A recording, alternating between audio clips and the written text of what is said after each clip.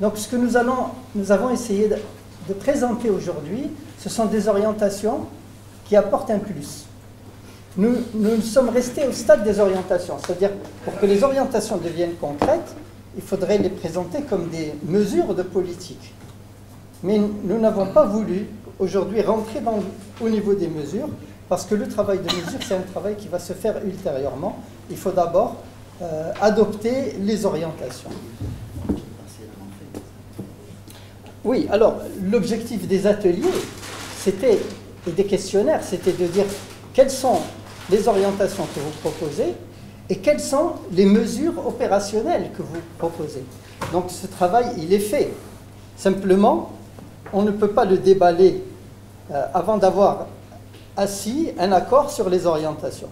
Une fois que cet accord sur les orientations est bien calé, on va à ce moment-là mobiliser le stock de propositions qui est là, mais bien sûr, cette fois, dans un cadre de cohérence beaucoup plus serré. Alors, dans cet exposé, je vais aborder très rapidement le diagnostic, juste pour le rappeler, et dire quelles sont les dimensions du diagnostic qui ont retenu notre attention. Ensuite, les objectifs, les principes et la vision, et puis dire quelle est la situation où nous vivons aujourd'hui. Et la situation de référence, ce n'est pas ce que nous vivons, c'est ce que nous sommes en train de faire. Bien que cette loi de finances nous montre qu'on est en train de faire des choses qui peuvent s'améliorer. Et on va essayer de dire qu'est-ce que notre vision, l'application de notre vision sur un plan prospectif, nous redéfinit comme objectif. Et enfin, on abordera les axes stratégiques qui sont des orientations qui ont été convenues avec le comité de pilotage, mais donc c'est des orientations reformulées de manière nouvelle, un peu plus précises, qui vont nous permettre de cadrer. Alors, pour les problèmes principaux, nous avons noté qu'un de nos problèmes centraux, qui gêne le plus la croissance, c'est l'inactivité qui est forcée. Le découragement des femmes et des jeunes vis-à-vis du marché du travail. Les disparités de taux d'activité et de taux de chômage. Et on pense qu'il y a une inactivité, dans cette inactivité forcée, qui est liée au manque de compétitivité, parce que des emplois ont été perdus. On pense aussi qu'il y a une activité qui est liée à un chômage d'inadéquation.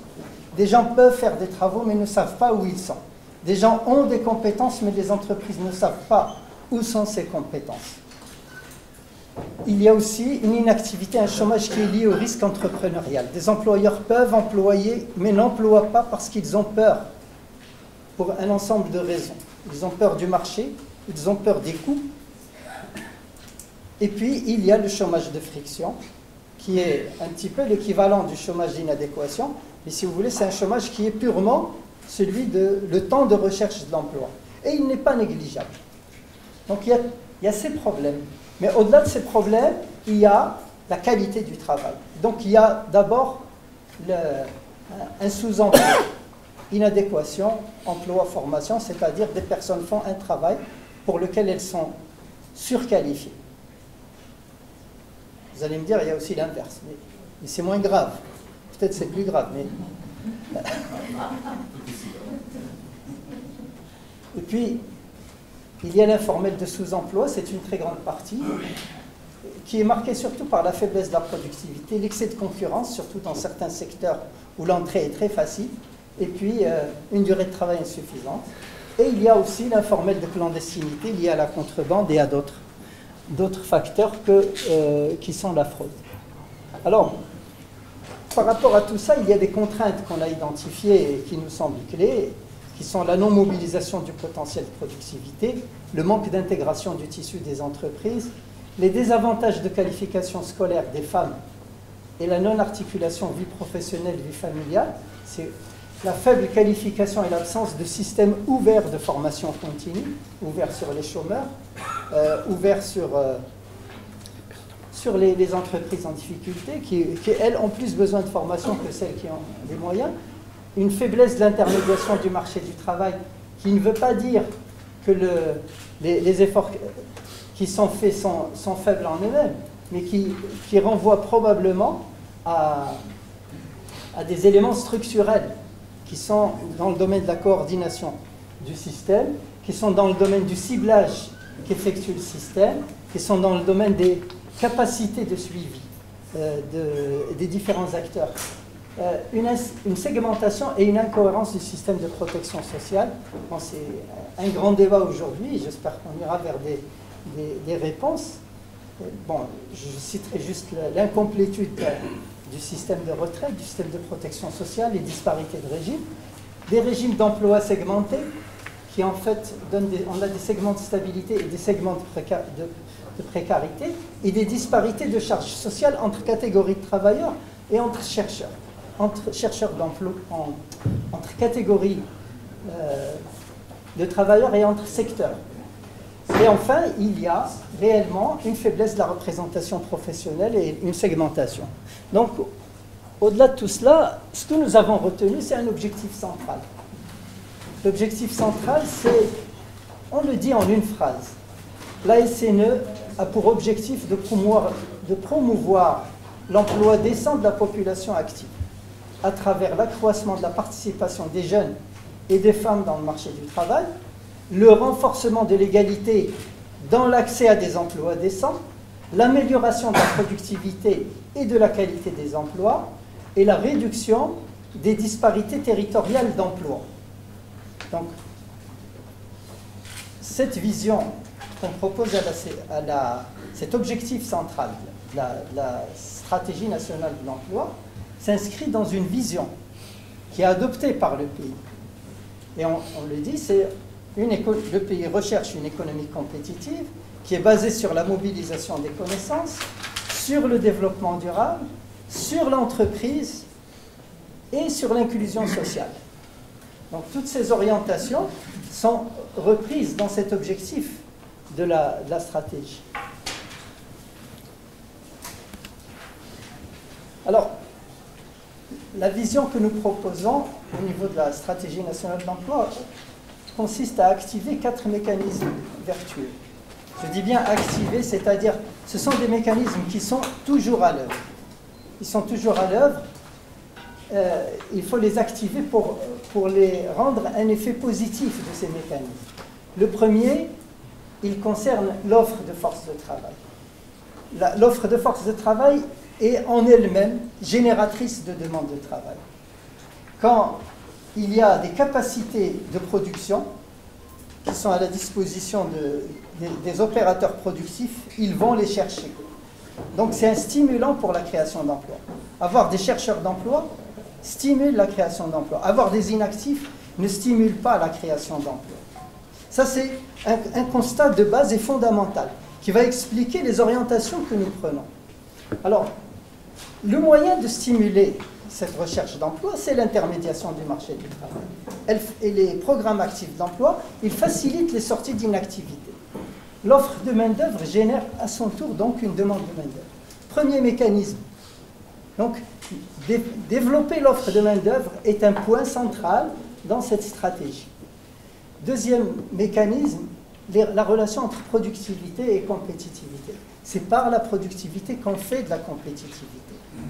Parce que ce n'est pas en compressant simplement des coûts, il faut améliorer les méthodes de travail, les méthodes de production et la qualité des produits. C'est comme ça qu'on gagne de nouvelles parts de marché et qu'on génère des emplois dans les secteurs compétitifs. Troisième mécanisme, la productivité et la résorption de l'informel pour permettre aux acteurs de payer des impôts, de contribuer à la sécurité sociale, il faut qu'ils aient plus de productivité.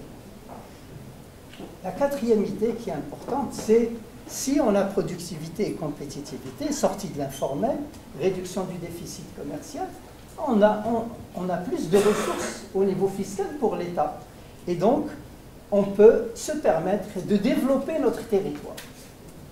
On peut générer des emplois de proximité, des emplois de service pour les personnes, des emplois de service pour améliorer l'environnement des affaires et protéger les écosystèmes, régénérer les écosystèmes et donc rendre le territoire attractif. Donc voilà Ces quatre mécanismes, ce sont ces mécanismes-là qui constituent l'orientation principale de la stratégie nationale de l'emploi. Alors, on a voulu dire on veut faire mieux. À l'heure actuelle, certaines choses se font. Certaines conduisent à des résultats qui nous inquiètent tous, comme l'aggravation de l'inactivité, comme le déficit commercial, comme la perte d'emploi dans certains secteurs compétitifs, et d'autres qui sont bonnes. Donc, il y a des tendances. On a essayé de voir où la politique actuelle, sans changement, nous amène. Et on a dit, est-ce qu'on peut concevoir une autre politique qui va nous donner des résultats différents? Alors, on a adopté le principe d'un scénario tendanciel et celui d'un scénario de rupture. Alors, le scénario tendanciel et le scénario de rupture, tous les deux projettent l'offre de force de travail, c'est-à-dire la quantité de demande d'emploi potentielle. Je dis bien de demande d'emploi potentielle, ce n'est pas la demande d'emploi effective, c'est la demande d'emploi potentielle, et la quantité de demande de travail, c'est-à-dire les offres d'emploi ou bien les travails qui sont l'auto-emploi ou la création d'entreprises par des indépendants. Ça, c'est l'offre de travail. Et dans un cas, on a fait des hypothèses assez simples pour projeter la population active. On a constaté les tendances actuelles et on a vu qu'il y a une faible progression de la population active, c'est-à-dire la population totale moins la population inactive. Alors, la faible projection de la population active, c'est le résultat d'un marché du travail qui est un peu affaissé, qui n'offre pas assez d'emplois, qui n'est pas dynamique.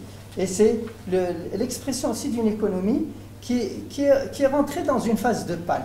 Donc la baisse du taux d'activité reflète des tendances qui sont d'un côté positives et de l'autre négatives.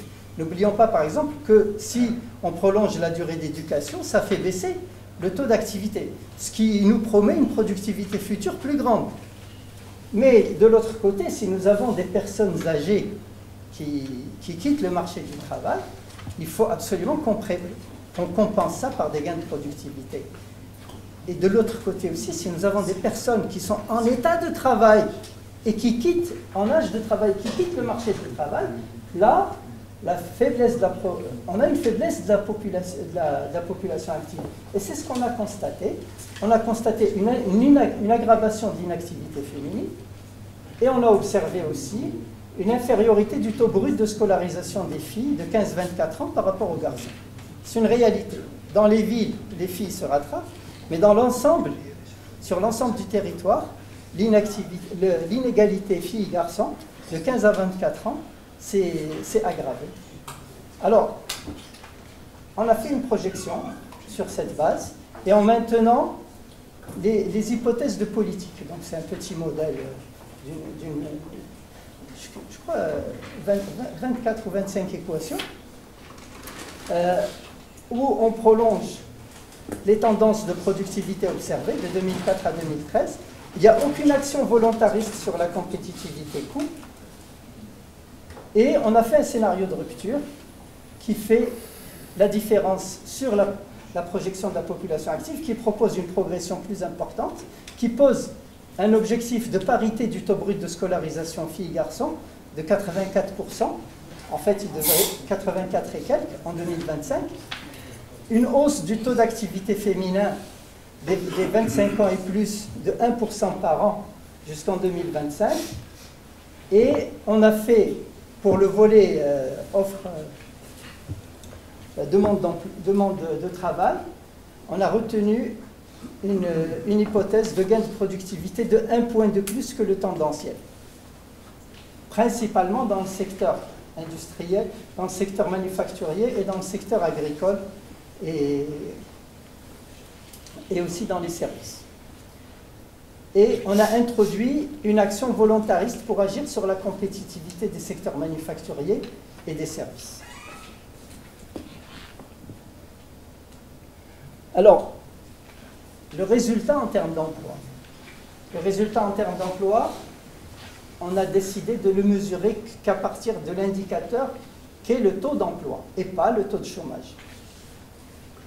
Le résultat, pourquoi pas le taux de chômage? Parce que le taux de chômage, dans une économie où tous les chercheurs d'emploi potentiels ne sont pas répertoriés, où il y a beaucoup de chercheurs d'emploi qui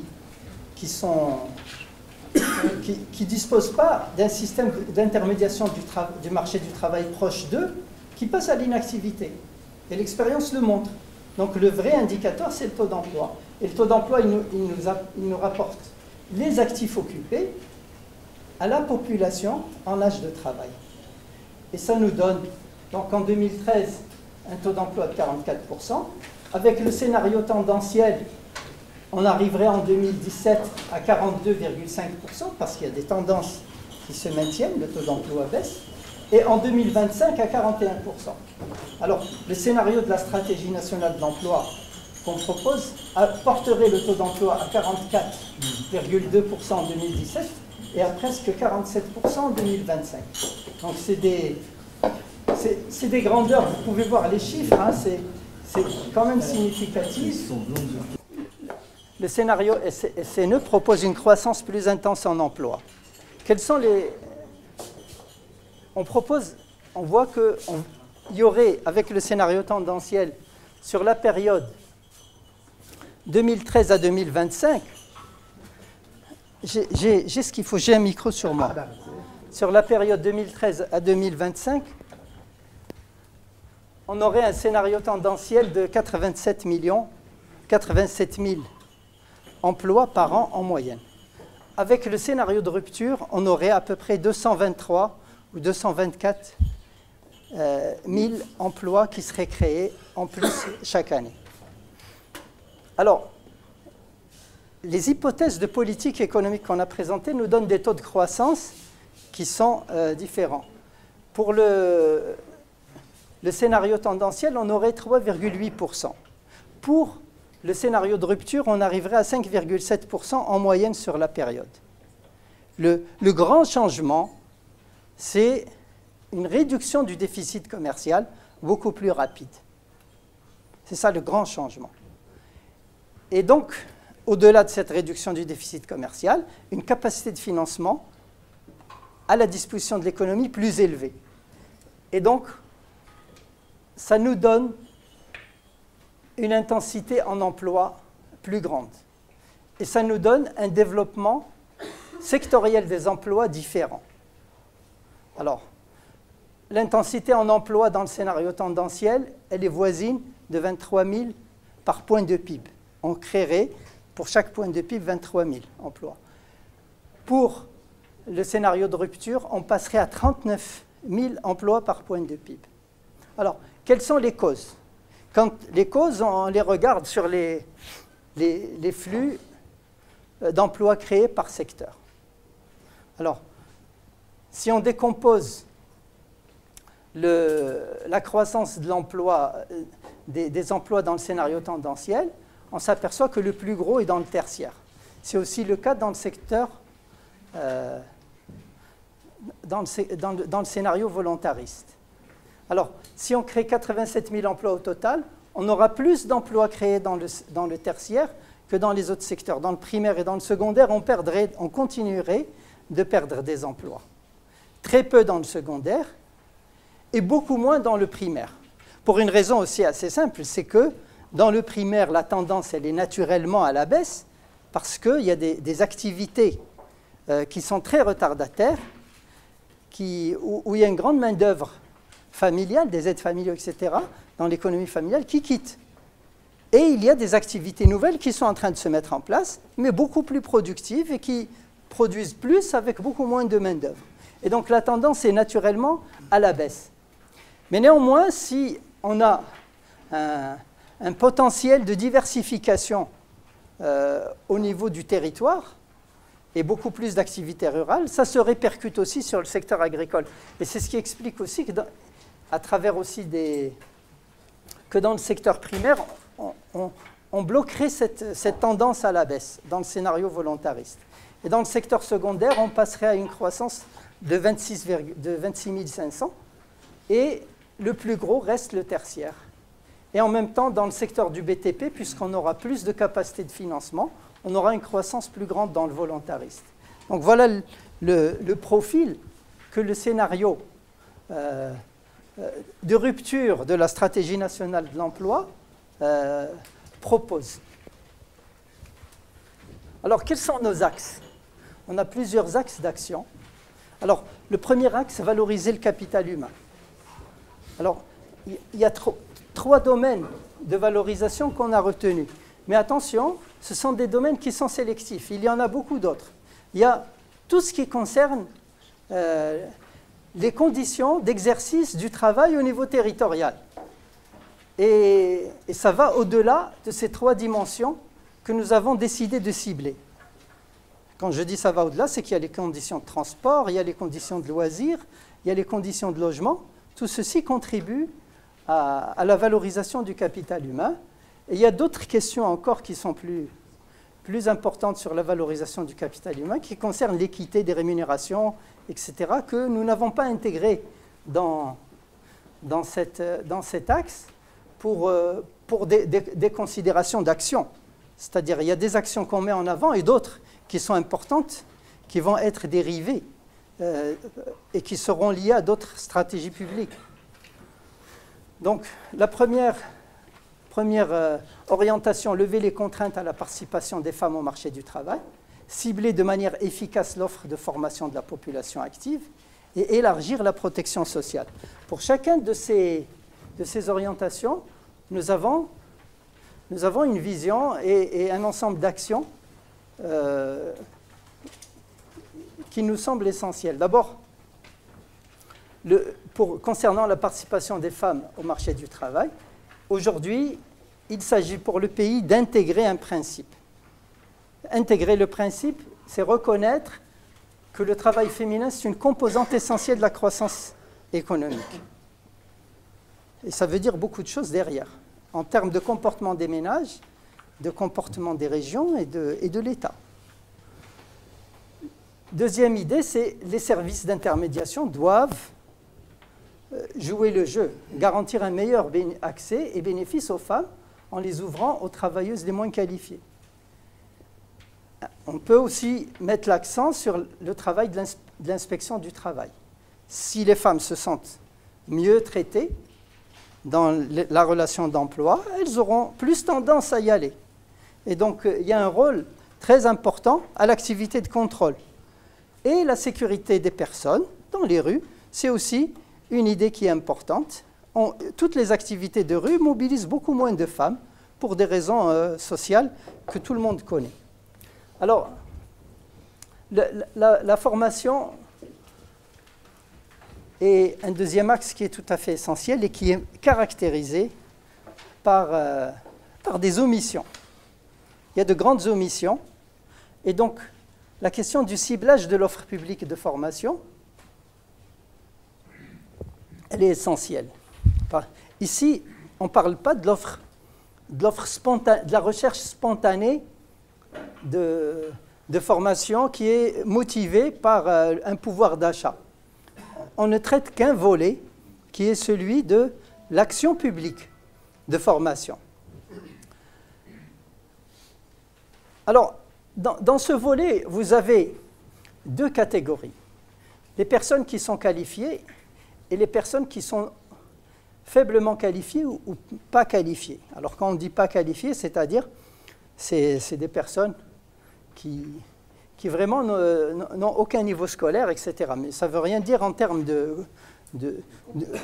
concret de compétences de travail, parce que même si ce sont aussi des personnes intelligentes qui ont un potentiel. Et d'ailleurs, c'est à cause de ce potentiel que la formation se justifie et même qu'elle est un impératif. Alors, dans le domaine des personnes qualifiées qui sont déjà employées, nous avons une couverture.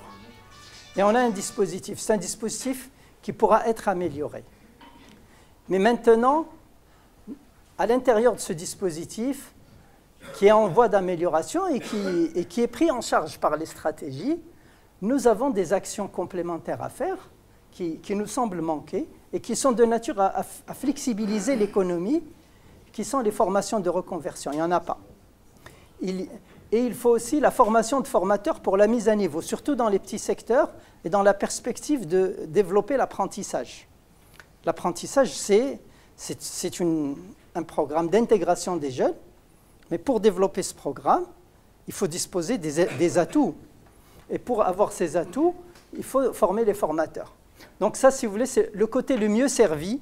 Les gens qui sont qualifiés, qui ont des emplois, là aussi, il y a des progrès à faire. Pour les chômeurs et les inactifs, ça c'est venu très fort dans les réponses aux questionnaires. Il y a un besoin de formation d'adaptation. Et la formation à life skills, antique, langue étrangère, ça c'est un discours qui est dominant, qui est ressenti, qui est très clairement exprimé. Tout ça, ça c'est net. Il nous reste les employés qui sont peu qualifiés. Ceux-là, ils ont besoin d'alphabétisation fonctionnelle. Nous avons des expériences positives, mais nous avons aussi des expériences qui montrent des difficultés de l'alphabétisation fonctionnelle. Et la formation qualifiante des adultes et la formation continue sont des domaines à développer. Alors, à développer sous différents angles à travers la validation de l'expérience professionnelle, des acquis de l'expérience professionnelle, et à travers l'assouplissement du dispositif. Mais enfin, c'est le premier cadran. On devrait le mettre en rouge. Aujourd'hui, on a un problème sur les chômeurs inactifs et faiblement qualifiés. C'est-à-dire, c'est la catégorie de la population qui, pour des raisons diverses, n'a pas bénéficié d'éducation. Et cette catégorie, elle a un potentiel, et c'est un potentiel qui est très important. Alors, où peut-on intervenir? Alors, on constate déjà une inversion de la pyramide de l'offre de formation par rapport à la demande. C'est-à-dire on a une offre de formation de techniciens et de techniciens spécialisés beaucoup plus importante que l'offre de formation en spécialisation et en qualification. Mais on va nous dire, mais vous savez, les gens candidats potentiels à la spécialisation ne viennent pas. Il n'y a pas d'affluence, il n'y a pas de demande sociale. Ça veut dire que le concept de la formation résidente n'est probablement pas adapté. Et donc là, il y a matière à revoir, et c'est pourquoi on pense que le développement du système de la formation par apprentissage est à envisager dans le futur. Il y a le problème des jeunes déscolarisés qui est majeur, qui doit être pris en charge, et il y a la question de la formation des chômeurs, les personnes qui ont perdu leur emploi, qu'elles soient qualifiées ou non qualifiées, qui ont besoin de formation de reconversion qui doit être pris en charge. Deuxième axe, la protection des travailleurs. Ici, le principe, c'est qu'on a un système qui est peu étendu, on veut l'étendre. Mais alors, on veut l'étendre avec quel réalisme et quelles conditions? On pense qu'il faut lier cette extension au gain de productivité, à la croissance et à la compétitivité. On ne peut pas étendre le système de protection à n'importe quel prix. On ne peut pas faire des dépenses publiques inconsidérées. Donc, il faut y aller avec une stratégie et un calendrier maîtrisé. Le faire par secteur en fonction des potentialités du secteur, le faire aussi en fonction de la manière dont le travail dans ce secteur est rémunéré. Derrière cette question, il y a la question du coin salarial, c'est-à-dire les charges sociales sont lourdes pour les entreprises. Comment organiser le coin salarial? Il y a des solutions à prendre.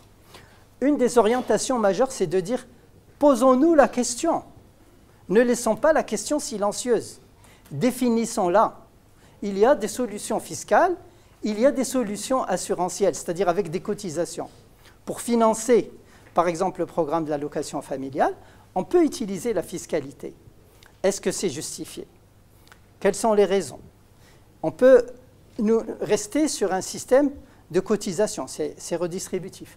Donc ici, il y a une question centrale qui se pose, c'est d'abord l'équité et la réduction de la charge, et trouver la bonne organisation. L'homogénéisation des normes de fonctionnement des différents régimes. Là, il y a un problème majeur. C'est une orientation aussi à retenir, c'est que les différents régimes n'ont pas les mêmes paramètres et ne donnent pas les mêmes qualités de services et de bénéfices. Et donc, on propose une approche sectorielle et territoriale pour développer aussi des mutuelles de services d'assurance au bénéfice des indépendants et des travailleurs des très petites entreprises. Et ça, c'est le principe que j'ai dit, de lier l'extension au potentiel de productivité.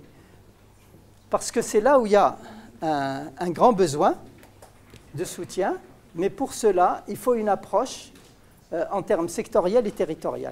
C'est l'orientation qui a été prise pour l'assurance maladie par l'ANAM.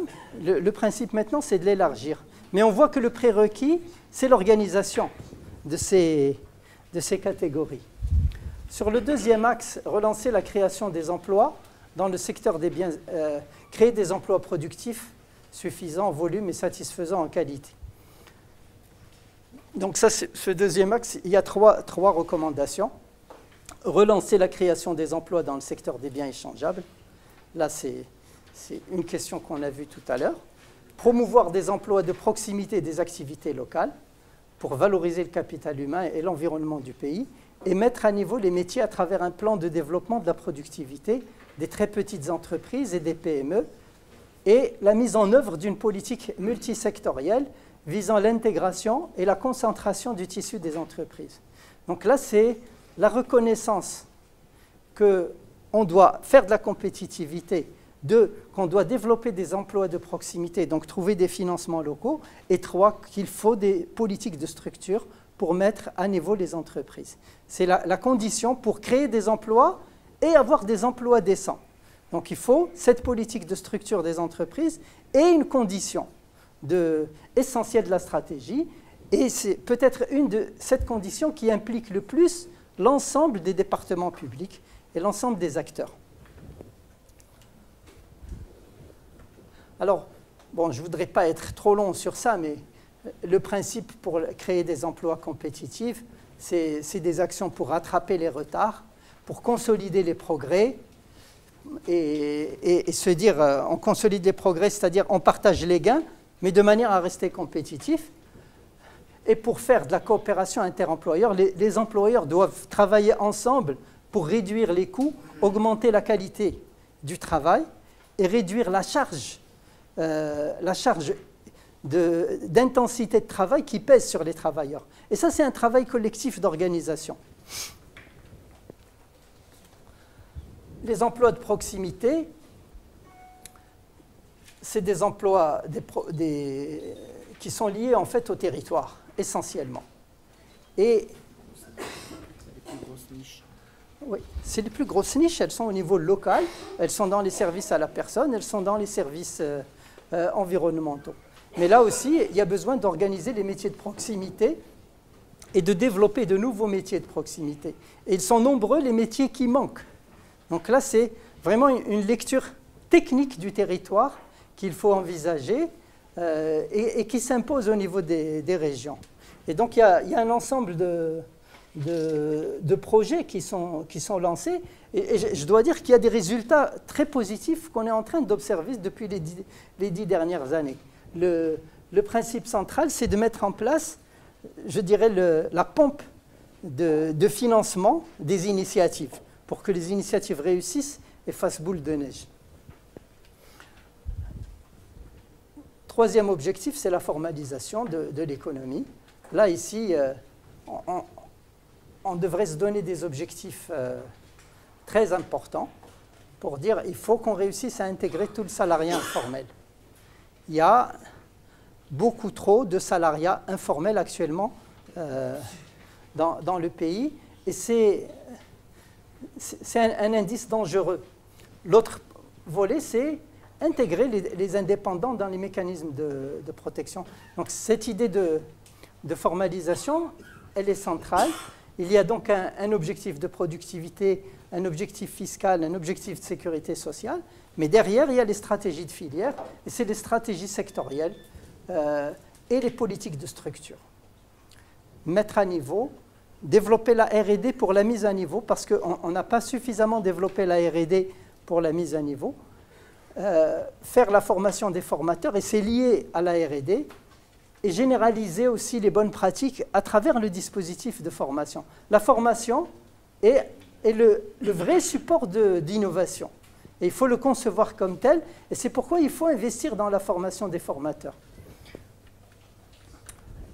Intermédiation et programme d'emploi. Donc là, on a deux aspects importants.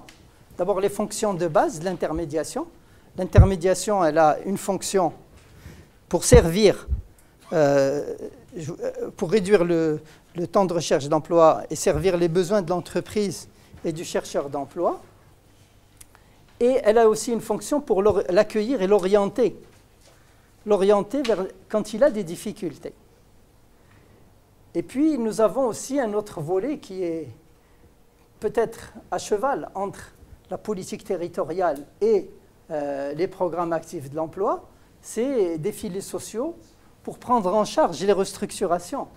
Et là, c'est avoir un dispositif de prévention des risques et d'accompagnement de l'entreprise et même de secteurs entiers quand il y a des fluctuations de marché.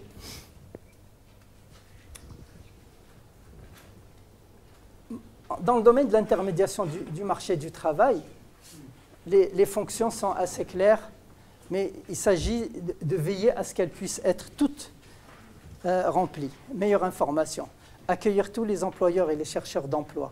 Je dis bien tous, c'est-à-dire on ne peut pas imaginer un marché du travail qui fonctionne sans un système d'intermédiation accessible à n'importe quel chercheur d'emploi. Ça, c'est, même si on ne peut pas le faire immédiatement, il faut qu'on se dise, c'est un objectif, une orientation stratégique qu'on reçoit, qu'on retient et qu'on va mettre en place.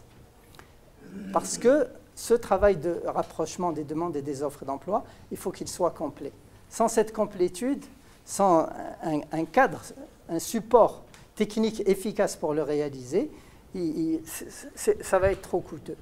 Et orienter donc, vers les programmes d'emploi les travailleurs et les entreprises en difficulté.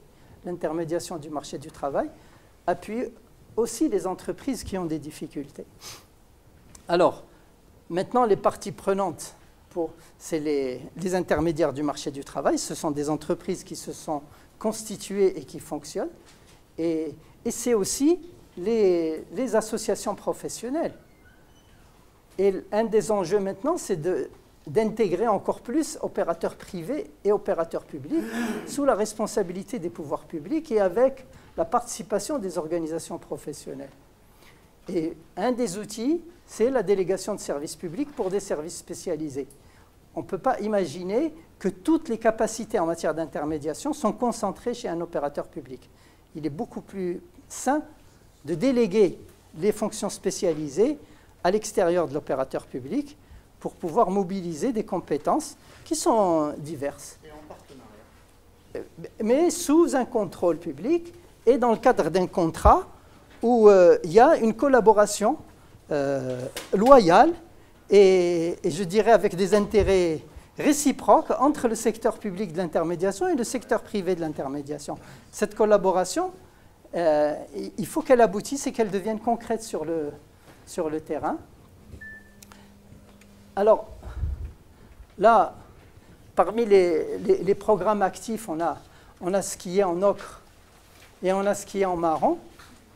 Ce qui est en ocre, c'est des choses qui sont déjà là, et c'est les programmes des stages d'insertion, les programmes de formation préalable au recrutement, c'est les programmes d'appui à l'auto-emploi, et ce sont des programmes qu'il s'agit de renforcer et de redéployer dans certains cas.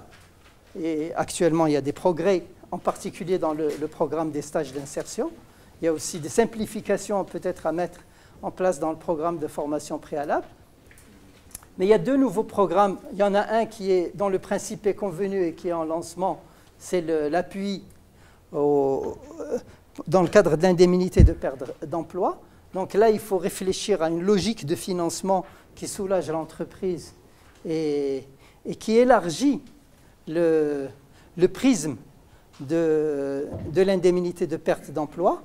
Ça, c'est un enjeu très important parce qu'il y a une demande de flexibilisation et de sécurisation des travailleurs. Il faut réussir à faire face aux fluctuations du marché pour rendre les emplois permanents et faire que ce ne soit pas forcément dans la même entreprise, qu'il y ait une possibilité de circulation. Ce n'est pas parce qu'une entreprise est obligée de restreindre qu'il faut que ses employés perdent leur revenu et leur emploi. Donc il y a un travail de mise en place d'un dispositif financier qui prenne en charge cette évolution. L'autre question, c'est la question qu'on a évoquée au début, c'est la sensibilisation des inactifs, et en particulier des femmes. Et là, ça veut dire toute une logistique derrière cette orientation. Alors ici, cette logistique, c'est donc vraiment élargir les réseaux des guichets et développer un certain nombre de mécanismes de financement alternatif, des fonds régionaux et des fonds locaux, et aller plus loin dans le financement de l'auto-emploi. Maintenant, dernier axe, c'est un point qui est tout à fait central, celui de la gouvernance, ou si vous voulez, de l'institutionnalisation de la stratégie nationale de l'emploi. C'est le titre que nous avions retenu. Alors, première orientation, c'est mettre en place les structures consultatives de l'emploi. Aujourd'hui, les structures de l'emploi sont consultatives. Il est clair que la décision de l'emploi concerne le gouvernement au niveau central. C'est un objectif central. Mais pour que cette décision se fasse, il faut qu'il y ait un cadre de concertation et un cadre de préparation pour les décisions. Et ce cadre de préparation existe au niveau national et existe au niveau régional. Il faut ici savoir qu'ils ont un rôle essentiel. Et donc, ces structures étant là, il faut donc adopter les orientations de la stratégie. Là aussi, c'est toute une démarche. Et cette adoption peut se faire sous différents aspects. L'essentiel, elle peut se faire dans le cadre d'une loi organique, d'une loi d'orientation. Elle peut se faire simplement dans le cadre d'une déclaration de politique gouvernementale ou même dans un programme lié à un compte spécial du Trésor. Tout est ouvert pour le moment. Mais le principe est là. Il faut une orientation dans une perspective d'une dizaine d'années et tracer la feuille de route. Ça, c'est l'orientation centrale. Cette feuille de route doit être adoptée. Ensuite, on passerait à la planification des actions de la politique d'emploi. Et le plan d'action qui est issu de la SNE va être converti à travers plusieurs instruments. Des mesures, des incitations, des appuis financiers, des services d'intermédiation, des programmes actifs de l'emploi. Il y aura un prisme. Et toutes ces mesures vont être prises en charge par plusieurs acteurs gouvernementaux, par le ministère de l'Emploi et des Affaires sociales et par les autres ministères, dans le cadre de relations conventionnelles entre ces ministères. Et enfin, il y a une application, et ça c'est le nouveau central qui vient avec le projet de loi sur la régionalisation, c'est le niveau territorial. Donc il y a un contrat plan État-région qui est le document central. Et c'est dans ce document central que doit être convertie la politique de l'emploi. Alors, troisième orientation qui ressort, c'est qu'on devrait lier le suivi, évaluation de la politique et des programmes d'emploi au processus et au dialogue budgétaire. Et ceci dans les termes fixés par le projet de loi organique des finances, c'est-à-dire des termes de transparence, de synergie, de coordination et d'intersection entre les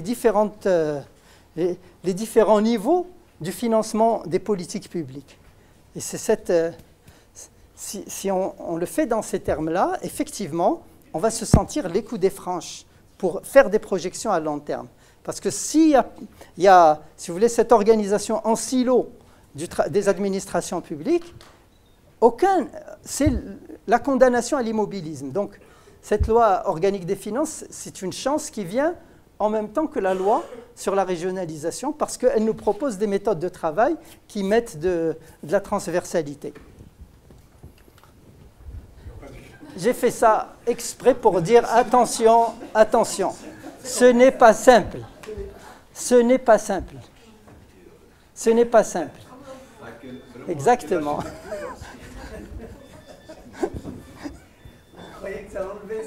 Non, non, je l'ai gardé exprès, après avoir bien réfléchi. Et il y a un autre schéma, je remercie mon collègue Omar Al-Aloui qui l'a fait, qui est très limpide, très simple, très clair, et qui est magnifique et qui met d'un côté le financement et de l'autre côté la mise en œuvre des actions, avec les agences, le Conseil national en haut et les conseils régionaux en bas.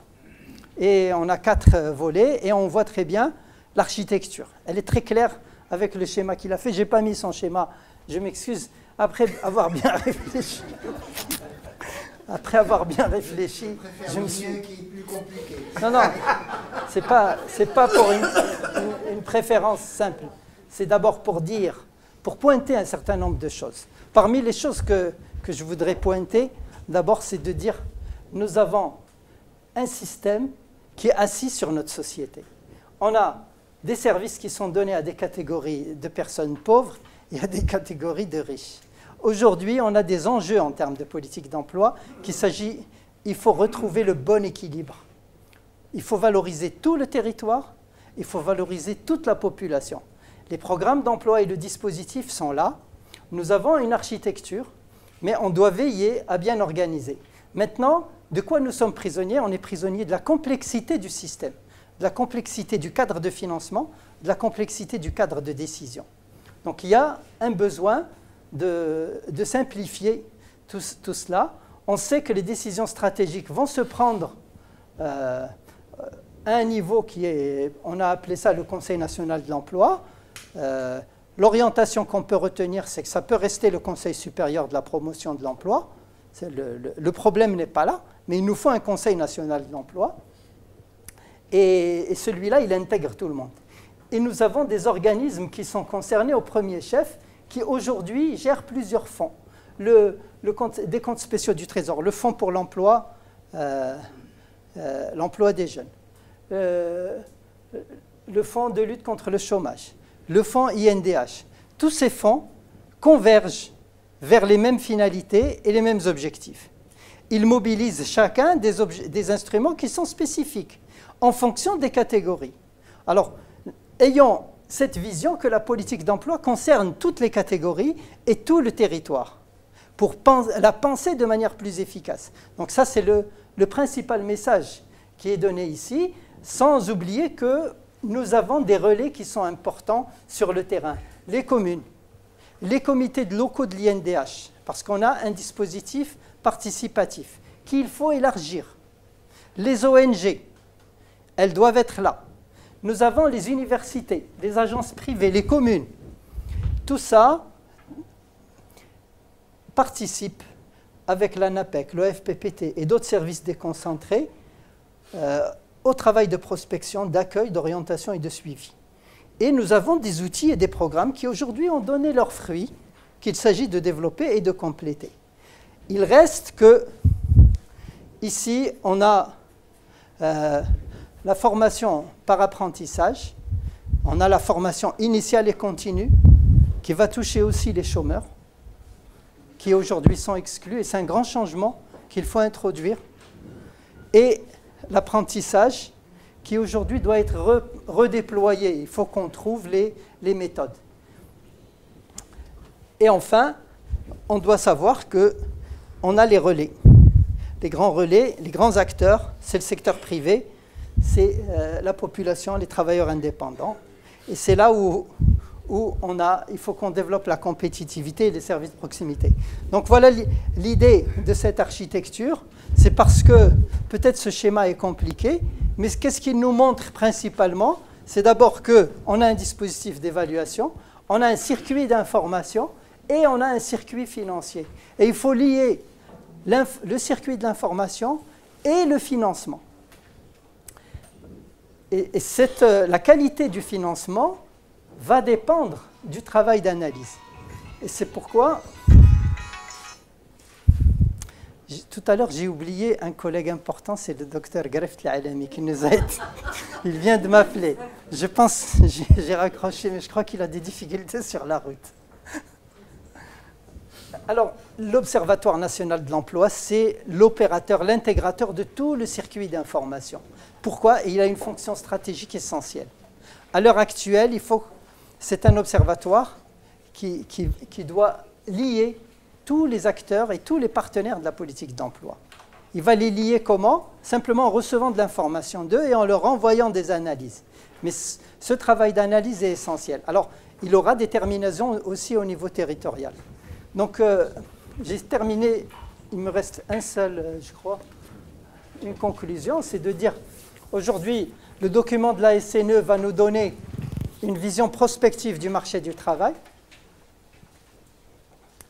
Il va définir les objectifs opérationnels et il va énoncer les mesures et les programmes.